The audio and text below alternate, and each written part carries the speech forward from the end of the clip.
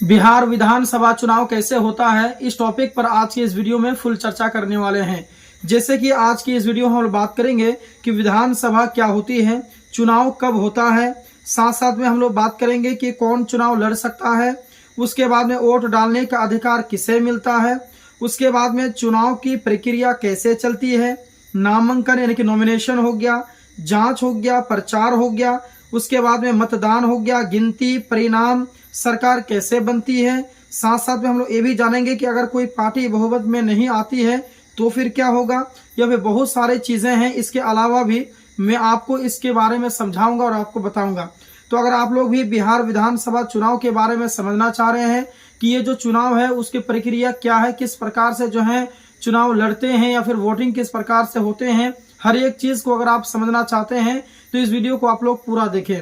आपके मन में बिहार विधानसभा इलेक्शन को लेकर के मन में कुछ भी अगर आपके सवाल हैं तो आज की इस वीडियो को देख करके आपके सारे सवाल जो है दूर हो जाएंगे।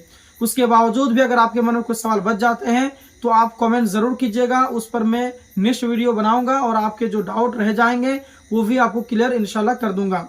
तो आइए एक एक करके समझते हैं कि बिहार विधानसभा का चुनाव कैसे होता है, पूरी प्रक्रिया आसान भाषा में।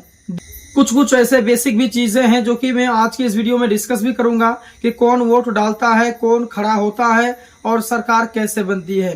तो आइए जो मुख्य बातें हैं उसको मैं समझता हूं कि विधानसभा क्या होती है। पहले इसको समझिए कि हर राज्य की अपनी एक विधानसभा होती है, आपको पता होगा। तो इसमें विधायक जो है, एमएलए जो होते हैं वो चुने जाते हैं। ये जो विधानसभा जो इलेक्शन होते हैं तो इसमें जो है एमएलए को चुना जाता है, जिसे विधायक कह सकते हैं आप। यानी कि बिहार विधानसभा में अगर कुल सीटों की बात करें तो 243 सीट है, यानी कि 243 विधायक जनता को वोट से चुने जाते हैं। ठीक है, अच्छा ये समझ लिया। अब आइए समझते हैं कि चुनाव कब होता है। देखिए, हर 5 साल में एक बार विधानसभा चुनाव होते हैं, ये आपको पता होगा।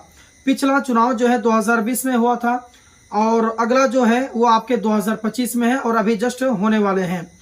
कौन चुनाव लड़ सकता है इसके बारे में जान लीजिए। तो देखिए, जो व्यक्ति भारतीय नागरिक हो, यानी कि चुनाव लड़ने के लिए विदेशी लोग नहीं होंगे, यानी कि जो भारत के नागरिक हों, भारत का नागरिक होना बहुत ही जरूरी है। तो नंबर 1 में है कि भारत का वो नागरिक हो। उसके बाद उम्र कम से कम आपके 25 साल इसमें होनी चाहिए, उससे कम नहीं होंगे। उसके बाद में ये जो 25 साल है ना, ये आपके मुख्यमंत्री के लिए भी है, यानी कि जो मुख्यमंत्री बनते हैं उसके लिए भी कम से कम आपके 25 साल आयु होना चाहिए। अपराध या घोटाले में दोषी ना हो, यानी कि कोई भी क्राइम में वो फंसा हुआ ना हो। जिस क्षेत्र से चुनाव लड़ना है वहां की निवासी या वोटर होना चाहिए। उसके बाद में अगला जो पॉइंट है कि वोट डालने का अधिकार किसे है, ये भी समझिए कि वोट डालने का जो है अधिकार किसको किसको मिलता है। तो देखिए, जिसकी उम्र जो है 18 साल हो या फिर उससे ज्यादा हो तो वो वोट कर सकता है। उसके बाद में जिसका नाम मतदाता सूची यानी कि वोटर लिस्ट में हो, और अगला जो पॉइंट है कि जिसके पास वोटर आईडी कार्ड हो। ये 3 चीजें हैं, अगर इनमें से आप खड़े उतरते हैं तो आप वोट देने के और वोट डालने का अधिकार आपके पास में हो गया। उसके बाद चुनाव की प्रक्रिया कैसे चलती है समझिए।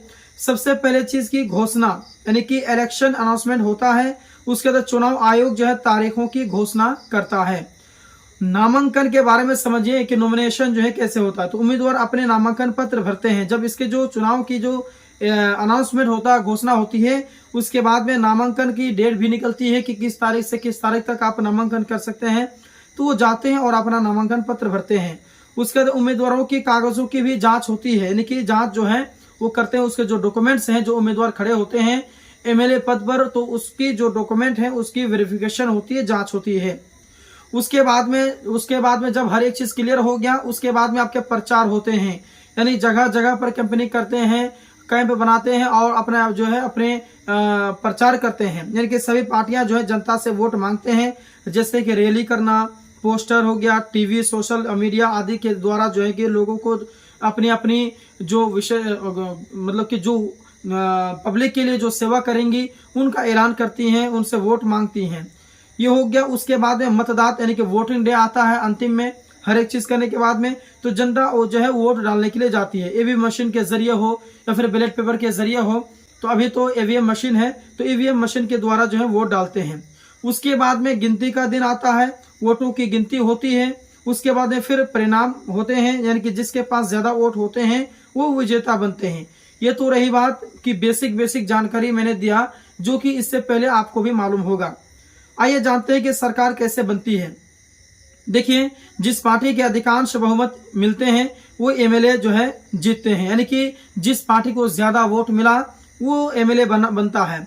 कम से कम आपके 122 सीटें होनी चाहिए, तो वो जो पार्टी है वो आपके सरकार बनाती है, यानी कि कम से कम जो है अपनी जो सरकार बनाने के लिए 122 सीटों की जरूरत होती है।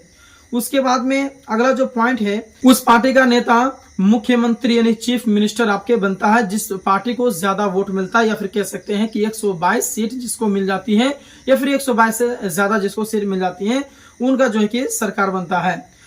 अगर कोई पार्टी बहुमत में नहीं आती है तो क्या करेंगे? देखिए, तब गठबंधन बनता है, यानी कि अगर कोई पार्टी है जैसे कि सब अलग अलग अपने अपने पार्टी का प्रचार किया और सब अलग अलग जो है कि वो वोट के लिए खड़े हुए, नामांकन किया, लेकिन कोई भी बहुमत में नहीं आया, तो क्या होता है उस समय में? उसे गठबंधन होता है, यानी कई पार्टी जो है मिलकर सरकार फिर चलाती है। उसके बाद में मैंने आपको हर एक चीज तो बता दिया कि विधानसभा का चुनाव कैसे होता है। तो दोस्तों, अगर ये वीडियो आपको पसंद आया तो इस वीडियो को जरूर आप लोग लाइक करेंगे, अपने दोस्तों में इसे जरूर शेयर करेंगे, इस चैनल को जरूर सब्सक्राइब करेंगे। बाकी आपके मन में विधानसभा चुनाव को लेकर के या फिर अन्य प्रश्न आपके मन में है तो जरूर कमेंट करेंगे। नेक्स्ट जो वीडियो आएगा वो आपके प्रश्न के आधार पर आएगा। तो मिलते हैं फिर एक और नई जानकारी के साथ में नए वीडियो में, तब तक के लिए धन्यवाद।